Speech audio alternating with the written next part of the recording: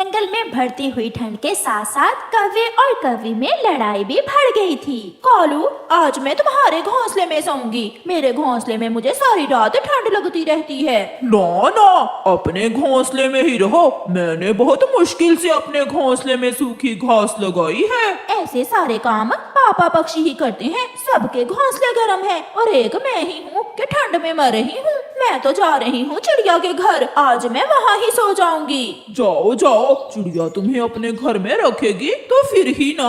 मगर गोरी कौवी ठंडी रात में अपने घर से निकलती है। वो चिड़िया के दरवाजे पर दस्तक देती है। गोरी, तुम इस समय? चिड़िया बहन, आज की रात मुझे अपने घर में सो लेने दे। मेरी कालू से लड़ाई हो गई है। गोरी बहन, मेरे पास 2 ही घोंसले हैं। एक में मेरे बच्चे सोए हुए हैं और दूसरे में मैं। चिड़िया बहन, अब अगर मैं वापस गई तो कालू मेरा बहुत मजाक उड़ाएगा। प्लीज आज की रात। फिर चिड़िया अपने बच्चों को अपने साथ लिटा लेती है और वो घोंसला गोरी कौवी को दे देती है। चिड़िया, ये घोंसला तो बहुत गर्म है। मजा ही आ गया तुम्हारे घोंसले में लेटने का। इस घोंसले में मैंने गरम बिस्तर बिछाया हुआ है। मेरी माँ ने दिए थे मुझे गरम बिस्तर। फिर गोरी सो जाती है। वो रात गोरी कौवी बड़े आराम से सोती है। दोनों पति पत्नी दिन आवारा घूमने में गुजार देते हैं और जब रात होती है तो गोरी कौवी फिर से चिड़िया के घर जाती है। चिड़िया चिड़िया, आज फिर मेरी कालू से लड़ाई हो गई है। चिड़िया घर के अंदर से ही आवाज देती है, मगर आज मैं तुम्हें अपने घर में नहीं आने दूंगी। बच्चे बड़े हो गए हैं, मुझे बच्चों के साथ नींद नहीं आती। तुम जाओ यहाँ से। छोटी चिड़िया, बड़ी बातें करने लगी है तू। मुझे भी गोरी कहते हैं। गुस्से में गोरी वहाँ से चली जाती है। मैं ना कहता था, आज तो चिड़िया कभी भी तुम्हें नहीं रखेगी।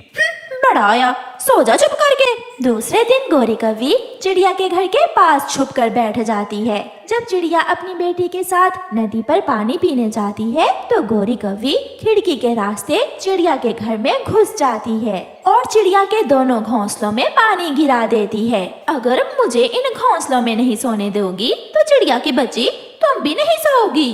गोरी वहाँ से भाग जाती है। रात को जब चिड़िया और उसके बच्चे घोंसले में लेटते हैं तो घोंसले गीले थे। मम्मा मम्मा, हमारा घोंसला गीला है। ये बहुत ठंडा है। मेरा घोंसला भी गीला है। हमारे घोंसलों में पानी किसने गिराया होगा? मम्मा, कल रात आपने गोरी आंटी को घर में आने से मना किया था। ये काम जरूर गोरी आंटी ने ही किया होगा। हाँ, ये काम जरूर उस गोरी की बच्ची का ही है, मगर मैं भी उसे सजा जरूर दूंगी। दूसरे दिन चिड़िया झाड़ियों वाले जंगल जाती है और वहाँ से एक ऐसी झाड़ी के पत्ते तोड़ती है जिनको छू लेने से शरीर पर खारिश शुरू हो जाती है। गुड़िया और कुकू, अब देखना वो गोरी ठंड की रात में भागती फिरेगी। चिड़िया वो पत्ते एक घोंसले में बिछा देती है। कुकू बेटा, जाओ और गोरी को बताओ कि आज वो हमारे घर में सो सकती है।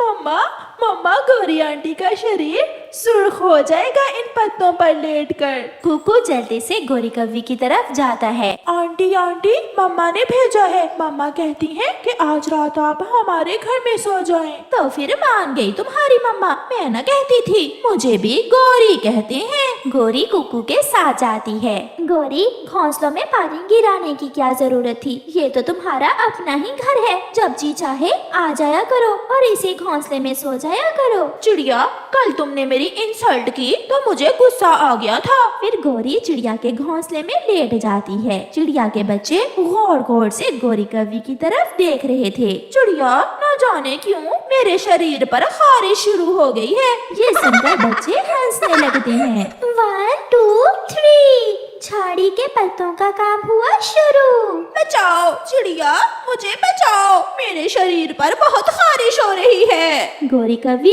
इधर उधर उड़ती हुई घर से बाहर निकल जाती है। वो कभी इस पेड़ से टकराती तो कभी उस पेड़ से।